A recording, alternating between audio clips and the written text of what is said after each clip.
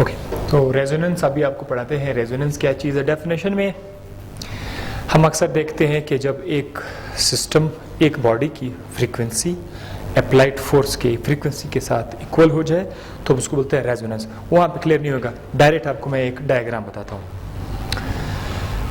Resonance को समझाने के लिए हमारे पास क्या होगा? एक वाइब्रेटर होगा, मतलब कोई भी ऐसा जिस्म, ऐसा मशीन जो वाइब्रेट कर रहा है, राइट? जब कोई चीज़ वाइब्रेट कर रहा होगा, जाहिर सी बात है उसकी अपनी नेचुरल फ्रीक्वेंसी होंगी या पीरियड। बलूचिस्तान बुक में उसको पीरियड भी कहा गया, पीरियड। तो नो प्रॉब्लम विद फ्रीक्वेंसी या पीरियड, नेचुरल पीरियड या नेचुरल फ्रीक्वेंसी इसकी होती है। फर्ज करते हैं कि इस वाइब्रेटर की नेचुरल फ्रीक्वेंसी जो है वो हमारे पास है, let's suppose 50 Hz, hertz, 50 hertz इसकी फ्रीक्वेंसी है। हम क्या करें? हम यहाँ पर इस पर फोर्स लगाएंगे, फोर्स लगाएंगे, बार बार लगाएंगे, तो उसका नाम है पीरियोडिक फोर्स। अब ये किस चीज का एग्जांपल आया? फोर्स्ड वाइब्रेशन का एग्जांपल आया। वो खुद से तो वाइब्रेट नहीं कर रहा है, हम क्या कर रहे हैं? उस पर फोर्स लगा रहे हैं। जब आप किसी पर फोर्स बार बार लगाते हैं तो वो तो फोर्स्ड वाइब्रेशन है। तो ऐसे केस में अगर आपका फोर्स की जो फ्रीक्वेंसी है, फोर्स की भी तो फ्रीक्वेंसी है, फोर्स का भी अपना तो कोई पीरियड है।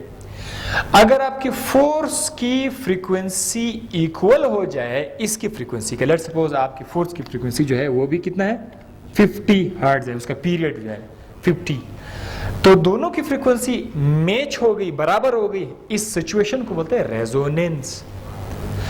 रेजोनेंस एक ऐसा प्रोसेस है कि जब किसी वाइब्रेटर का नेचुरल फ्रीक्वेंसी इक्वल हो जाए फोर्स की फ्रीक्वेंसी के साथ, तो फिर एक प्रोसेस हो जाता है जिसका नाम है रेजोनेंस। और रेजोनेंस की सबसे बड़ी निशानी क्या है कि जो वाइब्रेटर मूव कर रहा है, वाइब्रेट कर रहा है, उसके एम्पलीट्यूड में इजाफा हो जाएगा, उसका एम्पलीट्यूड एकदम से बढ़ जाएगा। रेजोनेंस का दूसरा डेफिनेशन फिर क्या है? रेजोनेंस का दूसरा definition, the increase in the amplitude. अगर किसी वाइब्रेटर का एम्पलीट्यूड में इजाफा हो जाए तो उसको हम लोग क्या बोलते हैं? रेजोनेंस। अब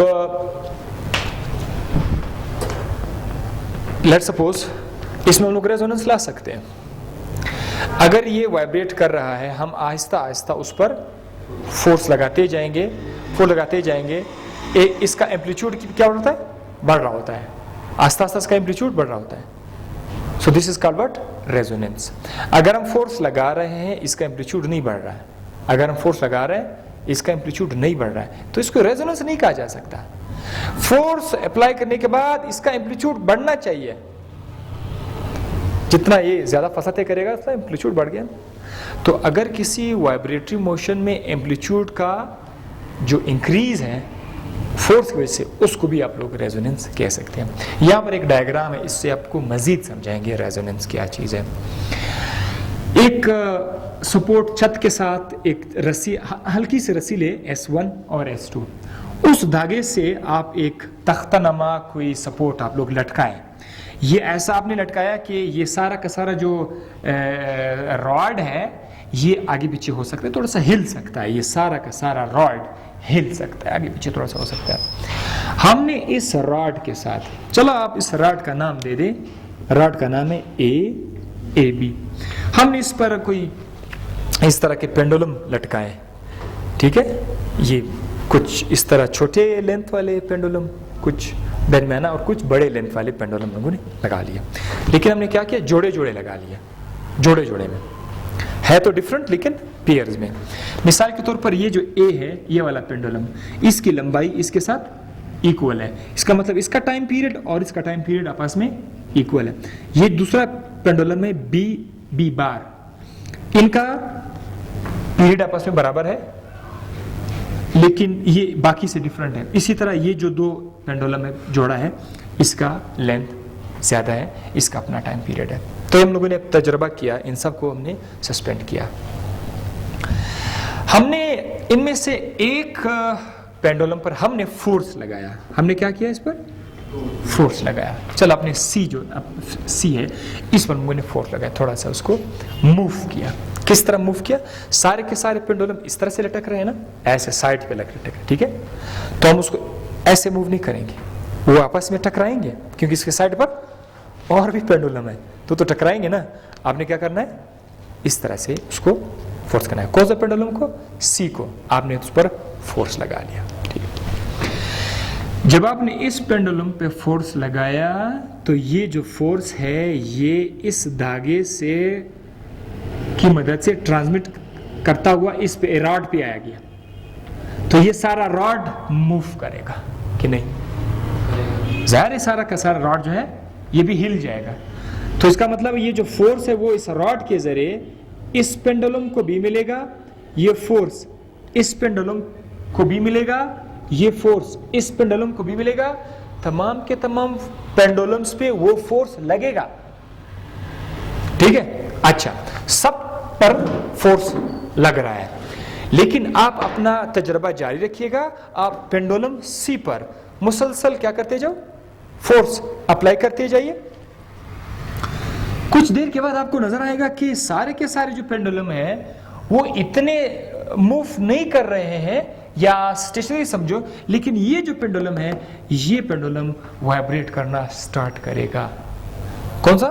सी बार, ये वाला पेंडुलम इसके साथ है। आपने इसको छेड़ा तो नहीं है ना, आपने इसको हाथ तो नहीं लगाया, आपने इस पर फोर्स तो नहीं लगाया, लेकिन इसने भी क्या किया? वाइब्रेशन स्टार्ट की, और बड़े इंक्रीज्ड एम्पलीट्यूड के साथ। उसका एम्पलीट्यूड क्या करता? बाकी सारे अपने जगह पर, इसका एम्पलीट्यूड बढ़ रहा था। इसका मतलब ये है कि इधर रेजोनेंस हो गया है। क्या हो गया? रेजोनेंस हो गया है। क्यों रेजोनेंस हो गया है? इस पेंडुलम का जो फोर्स लगाया था ना इसने फोर्स लगाया, उसकी फ्रीक्वेंसी इक्वल थी इस पेंडुलम की। क्यों? क्योंकि दोनों का लेंथ बराबर है। हम लोगों ने तो पेंडुलम की फ्रीक्वेंसी का फार्मूला पढ़ा है कि फ्रीक्वेंसी जो है वो लेंथ पे डिपेंड कर रहा है। इन दोनों का लेंथ बराबर है। अगर इन दोनों का लेंथ बराबर है, इसका मतलब दोनों की फ्रीक्वेंसी भी बराबर है। सो जब इन दोनों की फ्रीक्वेंसी आपस में मैच हो गई, इक्वल हो गई, तो उसने इसका वाइब्रेशन, इसके एम्पलीट्यूड में इजाफा कर दिया, और हमने प्रोसेस का नाम दिया रेजोनेंस। अच्छा, इस रेजोनेंस के एप्लीकेशन आपको अभी बताते हैं, ठीक है। एप्लीकेशन का मतलब ये है इस्तेमालात, यूजेस। रेजोनेंस के क्या क्या क्या फायदे हैं? तो भाई रेजोनेंस का पहला फायदा ये है, हम लोग डिटरमाइन कर सकते हैं अननोन फ्रीक्वेंसी। अगर आपके पास एक बॉडी है ए, दूसरी बॉडी है बी, रेजोनेंस की मदद से आपको एक का फ्रीक्वेंसी मालूम है तो दूसरे बॉडी का फ्रीक्वेंसी आप लोग फाइंड कर सकते हैं। किसकी मदद से? रेजोनेंस की मदद से। तो अननोन बॉडी की आप मुख्तलिफ किस्म की बॉडीज की फ्रीक्वेंसी आप लोग फाइंड कर सकते हैं। सेकंड, आवाज की स्पीड भी आप लोग डिटरमाइन कर सकते हैं, और एक ऑपरेटस है, इसका नाम है रेजोनेंस ऑपरेटस, उसकी मदद से। तो रेजोनेंस के दो बड़े फायदे हुए। और अब हम आपको डेली लाइफ में इसके बड़े अच्छे अच्छे एग्जांपल भी बता देंगे कि रेजोनेंस के एग्जांपल्स क्या है। वो ऊपर वाले इसके एप्लीकेशंस थे। एग्जांपल क्या है इसके? पहला जो एग्जांपल है वो है स्विंग, झूला। रेजोनेंस में अगर आप झूले पे मुसलसल फोर्स लगाते जाएंगे तो झूला क्या करेगा? आगे पीछे तो मूव करेगा, इसके अलावा क्या होगा? जितना फोर्स लगा उतना आहिस्ता आहिस्ता उसका एम्पलीट्यूड बढ़ता जाएगा। पार्क में आप लोग जब झूले के अंदर बैठ जाते हैं तो झूले पे मुसलसल क्या लग रहा होता है? फोर्स। शुरू में झूला थोड़ा थोड़ा सा एम्पलीट्यूड के साथ मूव करो, आहिस्ता आहिस्ता उसका एम्पलीट्यूड बढ़ रहा होता है और बहुत ज़्यादा बढ़ रहा होता है। जैसे आपने फोर्स को हटा दिया तो वो वापस स्लो हो जाता है। फिर उसके ऊपर क्या करते हैं? वो ब्रेक भी लगाते हुए अलग सा केस आ जाता है। March of the soldiers on bridge, ये बड़ा स्पेशल है। जब फौज जो आर्मी होती है, जब वो किसी ब्रिज के ऊपर से जा रहे होते हैं, ब्रिज के ऊपर से, लेट्स सपोज यहाँ पर एक ब्रिज है पानी के ऊपर से, ठीक है, यहाँ पर से वाटर है, इधर ब्रिज है। ये ब्रिज जो है ये किसी मटेरियल से बना हुआ है। ब्रिज की कुदरती वाइब्रेशन भी होती है, कुदरती नेचुरल वाइब्रेशन होती है ब्रिज की। तो जब सोल्जर्स इस ब्रिज के ऊपर से जा रहे होते हैं तो उनका जो कमांड होता है, कमांडेंट, वो उसको बोलते हैं कि आप लोग अपना स्टेप तोड़ दो। क्या कर दे? स्टेप तोड़ना, अपनी टांगे ना तोड़ो। सोल्जर्स क्या करते हैं? एक ही स्टेप से सब जाते हैं। अगर सारे के सारे सोल्जर अपना राइट टांग जो है जमीन पे लगाते हैं तो सब के सब अपना राइट टांग ही लगाते हैं एक ही टाइम में, और फिर एक ही टाइम में वो लेफ्ट टांग जो है वो जमीन के साथ टच करते हैं। तो उनको बोलते हैं कि आप लोग अपना स्टेप तोड़ दो। मीन्स कुछ लोग अपना लेफ्ट, कुछ लोग राइट, कुछ लोग आहिस्ता जा रहे होंगे, कुछ स्लो जा रहे होंगे। ऐसा क्यों बोलते हैं उनको कि आप लोग जो है तरतीब से मत जाओ? वो इसलिए अगर फौजियों के टांग की जो फ्रीक्वेंसी है, ज़ाहिर वो फोर्स लगा रहे कि नहीं लगा रहे ब्रिज पर, अगर उनके टांगों का फोर्स की फ्रीक्वेंसी इक्वल हो गई ब्रिज की फ्रीक्वेंसी, ब्रिज की तो अपनी नेचुरल फ्रीक्वेंसी है, खुदा ना खासा, अगर ऐसा हो गया तो ये ब्रिज का जो एम्पलीट्यूड है वो इतना बढ़ जाएगा कि ब्रिज ही टूट जाएगा। आपने सुना है वो बड़े बड़े कलाकार होते गाने गाते हैं, वो क्या करते हैं, वो गिलास उसके सामने पड़ता है, अपने आवाज से गिलास को तोड़ देते हैं। क्यों? आवाज की अपनी फ्रीक्वेंसी होती है, गिलास की अपनी फ्रीक्वेंसी होती है। अगर आपकी आवाज की फ्रीक्वेंसी गिलास की फ्रीक्वेंसी के साथ मैच हो गई तो गिलास के अंदर जो पार्टिकल्स है वो टूट जाएंगे। तीसरा जो है टर्निंग ऑफ रेडियो। आप लोग रेडियो का चैनल कैच करते हैं ना कभी कभी, एफएम। लेट्स सपोज क्वेटा में कौन सा चैनल चल रहा है? 106 है, एफएम 106। स्टेशन से एक फ्रीक्वेंसी आ रही होती है 106 हर्ट्ज, और फिर बाद में आप क्या करते हैं, आपका जो रेडियो है, रेडियो से आप लोग क्या करते हैं,